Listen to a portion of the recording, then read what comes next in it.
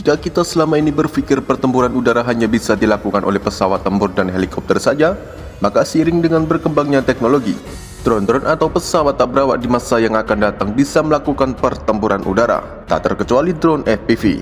Di medan tempur Ukraina, drone seringkali menjadi bagian penting dari peperangan antara Rusia dan Ukraina.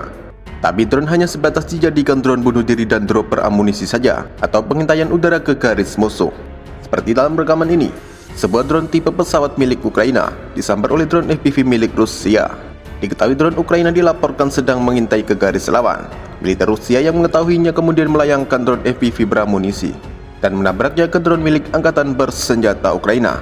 Dikabarkan drone Ukraina meledak bersamaan dengan drone FPV Rusia.